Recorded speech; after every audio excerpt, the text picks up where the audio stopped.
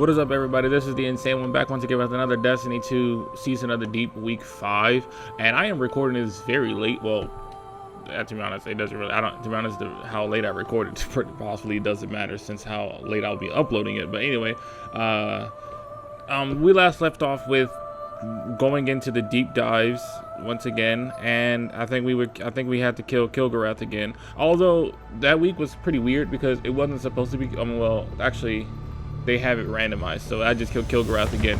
But normally, and then we went in. Then I went into the actual mission and everything, and I think once again I still killed Kilgorath. And then more secrets was revealed with the whole Asa and shit. And I think I think that one, Sloan and Drifter had a conversation about stuff, and like how Drifter dealt with his grief and shit, and his past with how he handled all the situations that went terrible. But yeah, without wasting no time, we're gonna jump onto this action.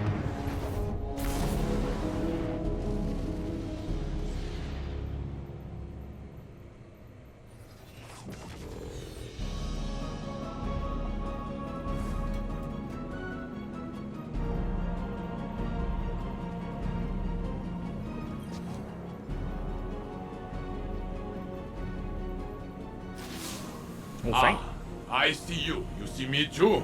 Ah, good, good. Then it is all working. You, me, this projector. Even if we sometimes falter. There is a war building in Sloane's eyes. One that Xivu Arath will exploit, as she did with Osiris. Savathun wore his face. But it was Xivu Arath who took his light. Her whips drove him into a frenzy, lured him into danger, forced Sagira's sacrifice, and left him to die.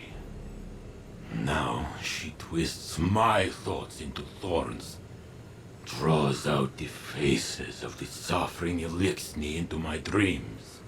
She whispers that I took pleasure in their pain. I see their eyes as they died by my hands, and they see me. She does not lie. She challenges what you hold as a strength. Osiris's ambition, my protection, Sloane's duty. I have felt how the right word, the right face, can incite one to violence. But I have changed. What she has taken, it will not break me. Sloane is no warrior of glass, but the war within her. This ain't Warframe. Even stone crumbles under enough strife. Stay with her, Guardian, as I should have with Osiris. We must offer her what support we are able. Even if she does not want it. As long as you don't be offering attitude for no bullshit reason. But that's pretty crazy how Saint was mentioning that whole scenario with his dark past with the Elixni and everything, because recently I was just rewatching the old videos, like my old videos with season of, what is that? Lost Sector in Savathun's Throne World. Wait, this looks like a cavern, but it's not. It's one of the Hive's organic buildings. Any idea what we're looking at, Finch? No, but the Hive don't dress things up for fun. If they disguise this, whatever it is, it's because they feel like there's something worth hiding. Then we'll get to the bottom of it. But as I was saying, I was rewatching some of my older videos back, like the start of season of the Splicer and everything, and I was just looking back at those exact moments. Right now I'm on season of the Lost, and whatchamacallit, and I was just, and something in season of the Lost that I said was like, it's still pretty much is happening, but in a different way. Well, regarding me, because in season of Lost, I was like saying like I haven't been very active in that season as much as I normally would have been, like how I was a season of Slicer, Chosen, and Hunt and shit like that.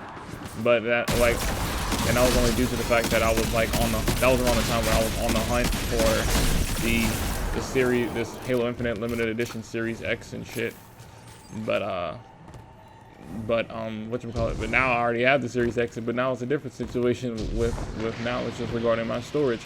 But it's still the same. I'm not really active on Destiny 2 with all these seasons. I mean, yeah, sure, I make it to like I'll make it to the to level 100 in the battle pass, but as far as being active still, it ain't really like that. So normally I can complete the weeks of the whole weekly challenges and everything. Like I can have majority of them completed, but I haven't really been doing that because they haven't really been, the challenges haven't really been that much interesting to go after. Like it feels like Destiny's just, the stuff in Destiny's just been feeling more like a chore and shit than it has an actual feeling, like how back then where I just complete the challenges and complete things and then wait for next week. And especially considering the fact that majority of the time Crucible and Gambit just don't feel the same anymore. Like I'm starting to avoid Crucible and Gambit like as if they're a whole plague and shit. And it's just jazz hands. But it's just not as how it's definitely not how it used to be and everything. But regarding this season, this season pretty much has some controversial shit going on and everything with because pretty much like it was pretty much how I already knew week 5 was gonna have a cutscene or an ink drop cutscene. I mean, pretty much, but that's where the controversial part happens. But once I get there, I'll explain the situation. I mean, even though most of you that watch this that plays Destiny already knows what the controversial situation is, but for the people that don't play Destiny and just watch me for the story of Destiny, I'll explain to you what the controversial situation is happening with that. Is this one done?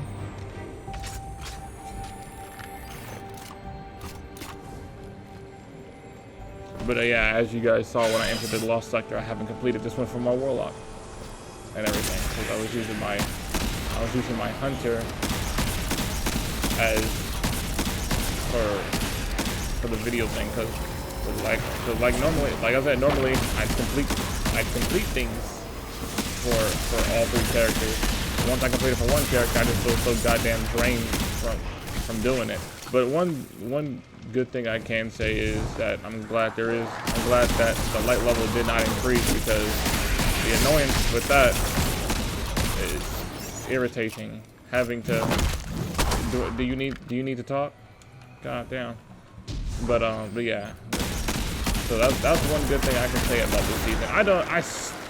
It's week 5 and I still have not tried out the damn fishing, because what the hell does fishing do for Destiny and shit?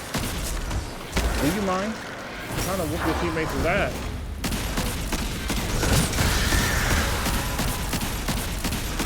You know, I have a little something that could help you out with that. You got those. Let's get it on! I'm giving you.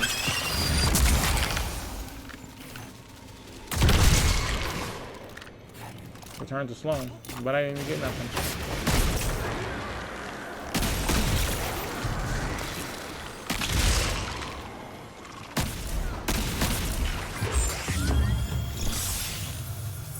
The Lost Sector is completed now for this Warlock.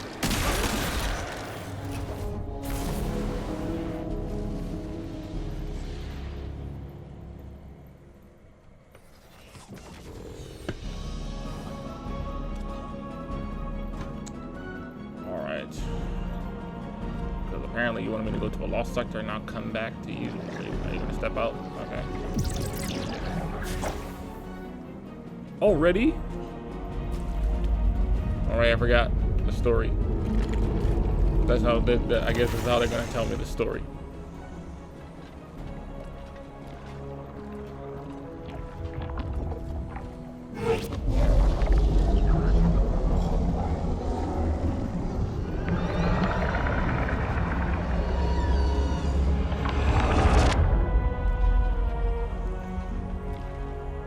Our minds are one, linked by the darkness, but only for a moment.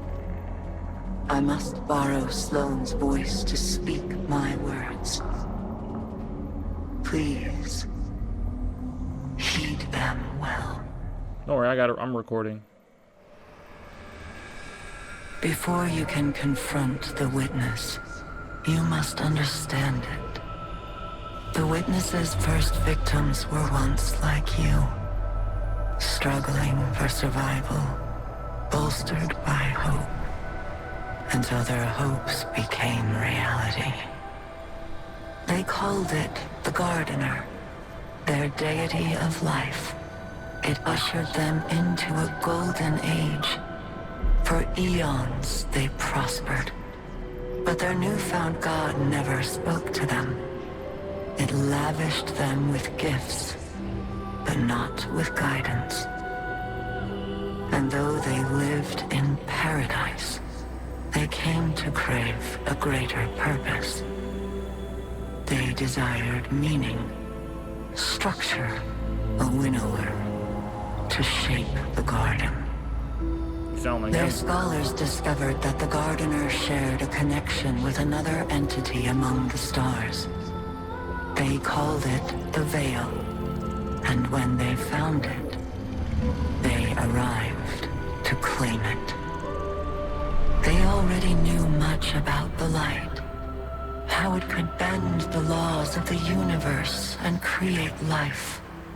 But they came to realize that it could bring ruin just as easily. The cosmic events it set in motion could wipe out entire civilizations in a heartbeat, without reason. And so they saw the light, not as a source of prosperity, but of unfettered chaos. By studying the Veil, they came to know the darkness. A power that was shaped by thought and consciousness. And in the darkness, they found the means to carve away the chaos of existence, to calcify it into a final shape. Eternal and perfected.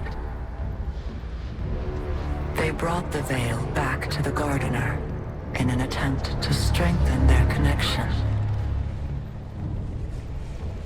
There, they could reshape reality itself. The Gardener would not allow it. And so it fled their world.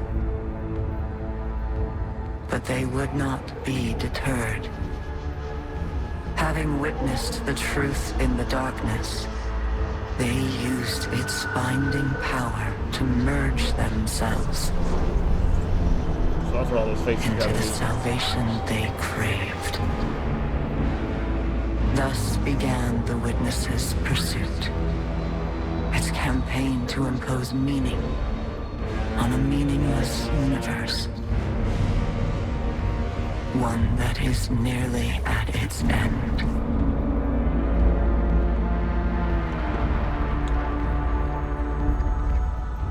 What's with Bungie and always having the main alien or form of alien being human?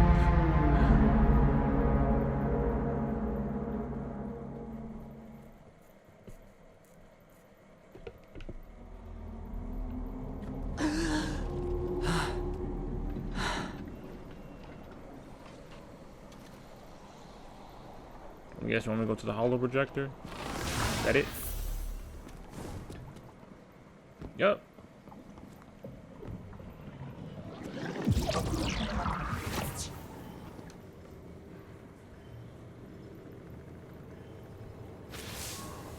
Well, now we've heard what Asa had to tell us. We know our enemy better than ever. Do we? To think that it all started with the need for purpose. How that need became an obsession. What bothers me most is how much I understand it. This mission, it's my purpose, my reason for being, my guiding light. Without it, I'm lost. I don't know who I am or what I'm supposed to do. And that lack of direction, it's harder to face than 1,000 battles. I felt the same about my previous mission when I held the line on Titan. And if I'm being honest, it feels like I failed. I survived, but for what reason? What was it all meant to achieve? The only answer I've found is to learn what Asa knows. If I can do that, it will all have been worth it. Our link ended before Asa could explain how to get through the portal. The bond took its toll. But we'll both be ready again soon. When that time has come and gone, then I can feel like I accomplished the mission.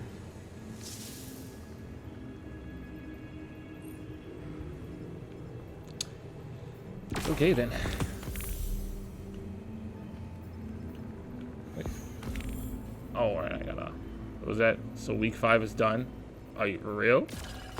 That's week 5. I didn't do much. I just did a lost sector, and that was it. You never did tell me why you trust the Nine so much. Oh, I don't. Not even a little. I trust Orin.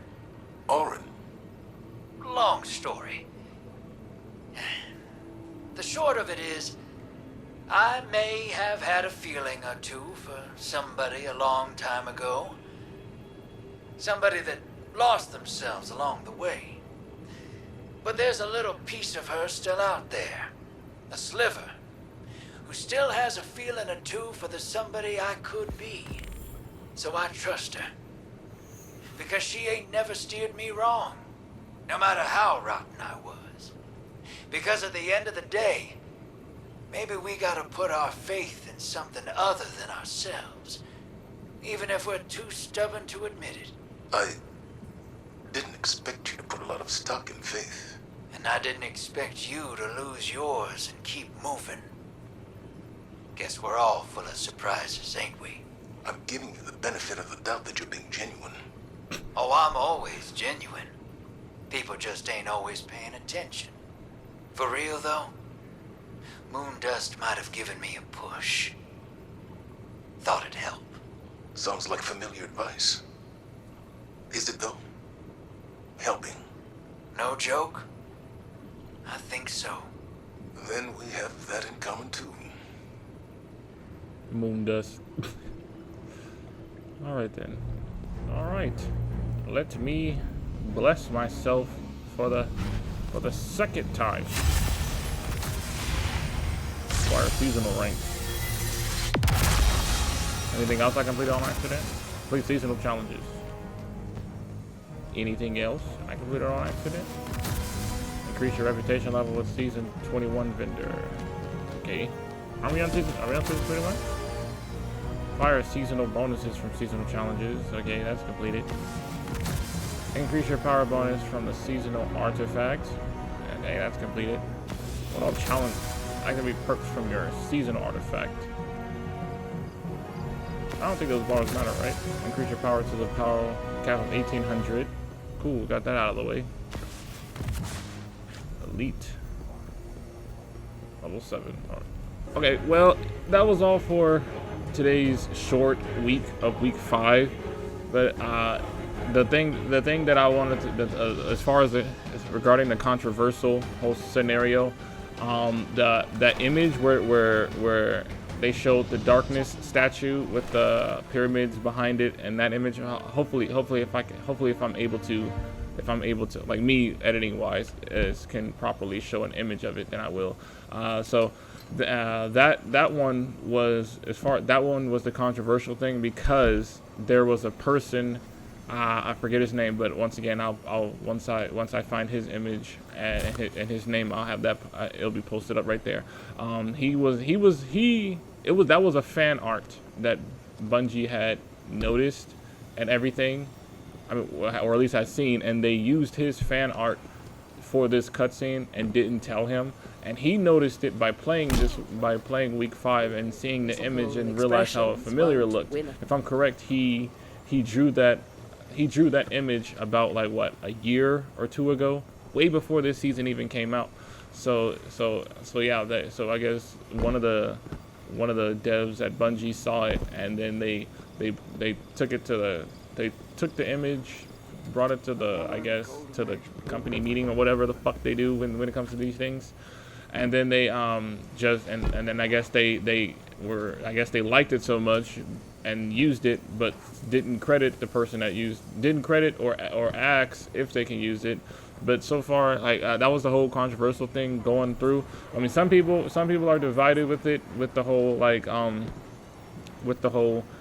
it's like due to the fact of the terms of service or some shit. Like that's, I guess they're saying that they have all rights to anything that has to do with it. If you're drawing something Destiny-wise, it's still, since you're drawing a creation from their game, it's still like you're pretty much allowing them free rights to take the image or some shit. And some other people are just divided with saying like how it's either way it goes, it's still not right to take an image that a person did not draw.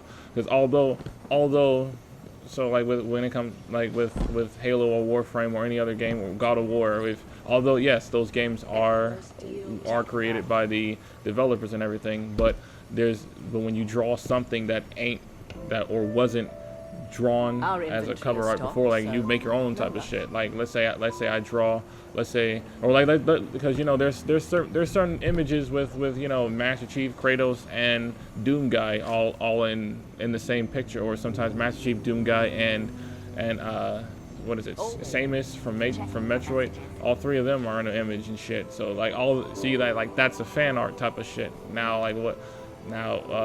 now I get that those are 3 different games in one picture, but let's say someone from Metroid removes Master Chief and Doom Guy out of it and puts like some other shit in the back. Now see, like if they do that, then I guess that's in a way of a dev making their own art out of a fan art. So that's not really the same as copyright. It's not pretty much taken the same way, like or anything, but like that. So that's now if Destiny had did that with the picture, then that'll be different in a way and shit like that. It wouldn't be so controversial and everything. But either way it goes, Bungie did make a statement out for it regarding the whole scenario and everything. I'm not quite sure if they were apologizing for taking art. I have to go back and look at it again, but I do know that they came out with a statement about it.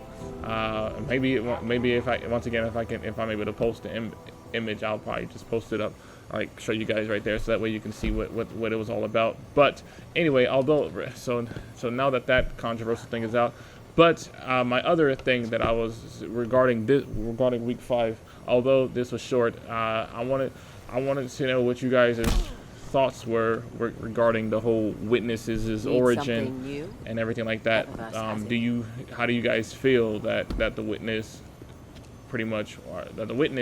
is pretty much human and everything like that, instead of its own type of mysterious entity? See, at first I thought the Witness was going to be some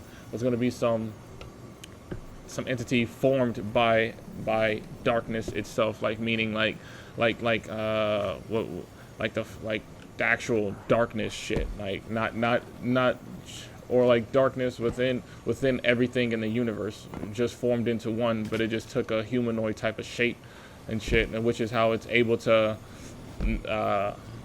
manipulate people with their fears and nightmares and shit. I wasn't expecting the witness to be just a whole bunch of humans morphing themselves into one giant being and shit.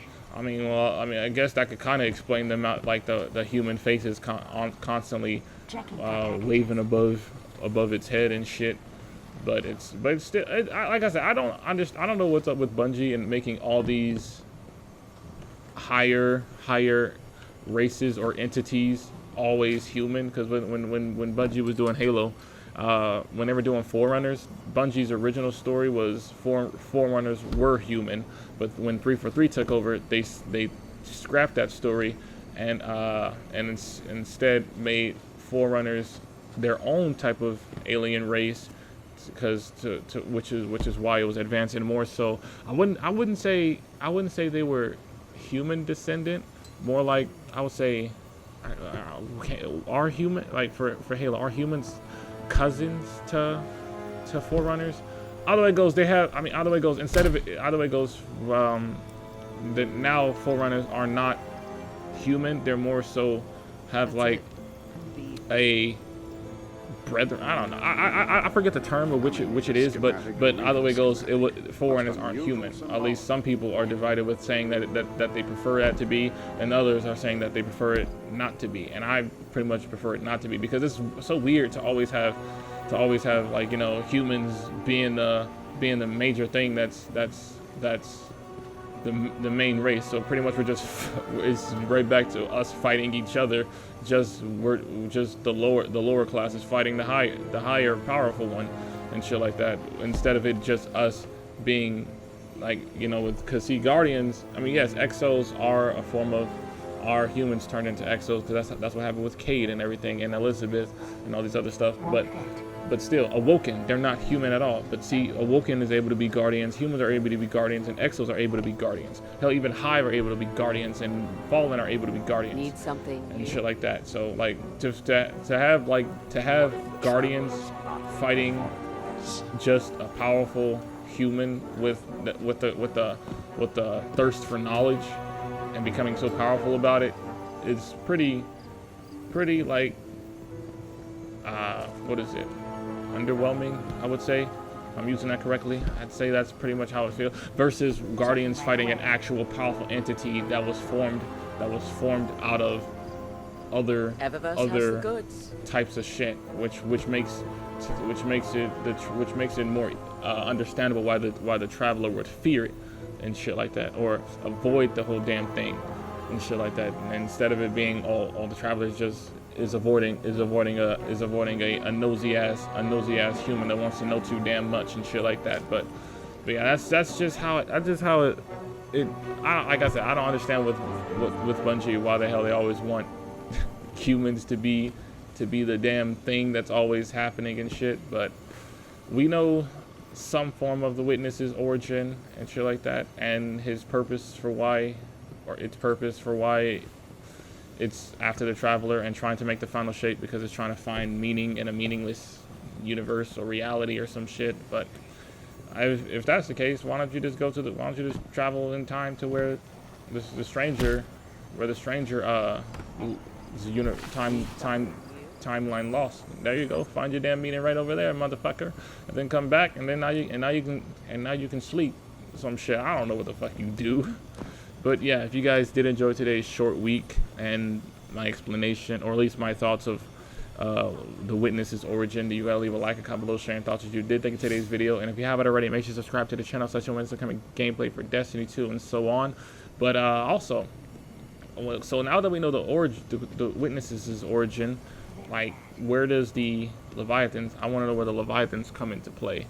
And everything. Well, I know that. I mean, Asa did say that they share. I don't know if she was talking about her and Sloane, or if she was actually talking about her in the darkness and shit. But how they said they share one mind but only for a moment and everything.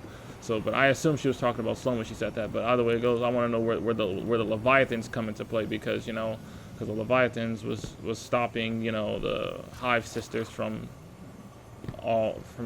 following the voice within the darkness and going down in the deep to to eat their high worms and shit, to become gods and shit. So I want to know where the Leviathans came into play, like, and how they gained the knowledge of to know about the witness and everything. Because if they sit at the bottom of the ocean, how do they know that?